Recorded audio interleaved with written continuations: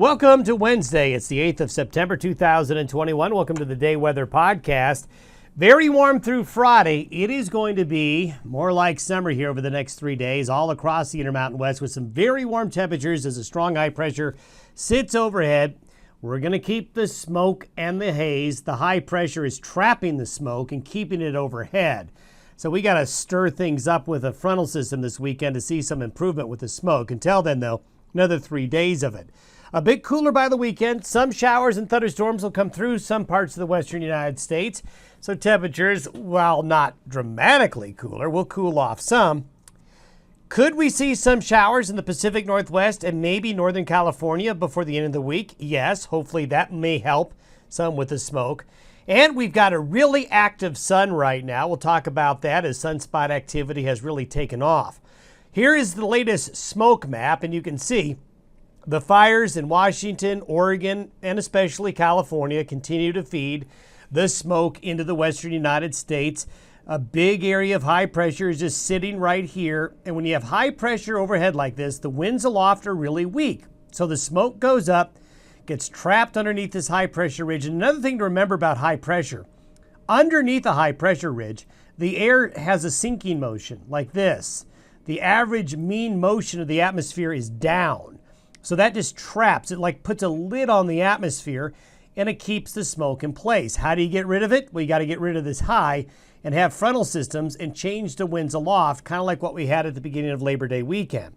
But for the next 3 days, that's not going to happen because here's that big old high sitting right over eastern Utah and western Colorado. So lots of heat, lots of smoke underneath this big ridge of high pressure. But we've got this little trough right here. We've got another one back up here. So things are happening up in those higher latitudes.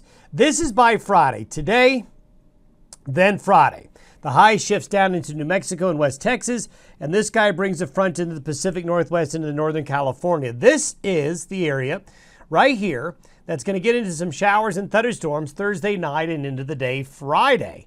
And also cooler temperatures, as you can see, by Friday, some cooler air coming into here. But look at the temperatures relative to normal on Friday, east of the Continental Divide. Very, very warm, and we get a bit of a Chinook effect as well. So we're talking summer-like temperatures here for the next 3 days. Very, very warm. But some of this coolness right here will get dragged eastward by Friday night and into the beginning of the weekend.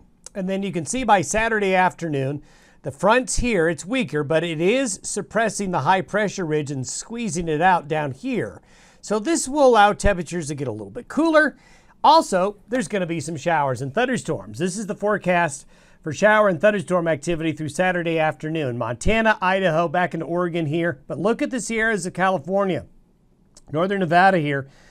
We could see a little bit of rain. A lot? Will it put out the fires? No, it's not going to be enough for that. But this is the most we have seen in a long time in terms of a chance for at least a little bit of rain.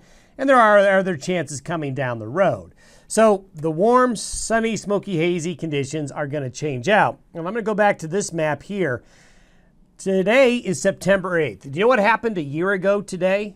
A year ago today, we had a really strong cold front, and many of you experienced snow and temperatures below freezing on September 8th, 2020. So a far cry in just a year.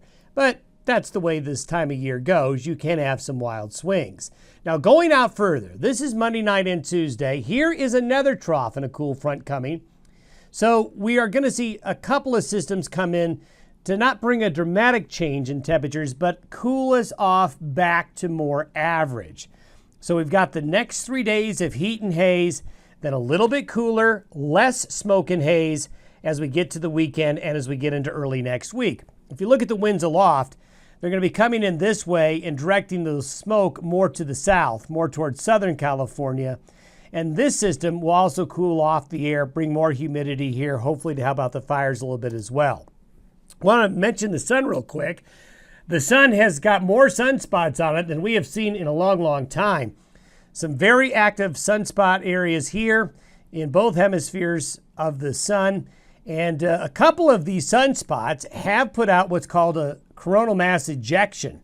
And there were many areas that in the northern parts of the hemisphere over the last 24 hours have reported aurora borealis.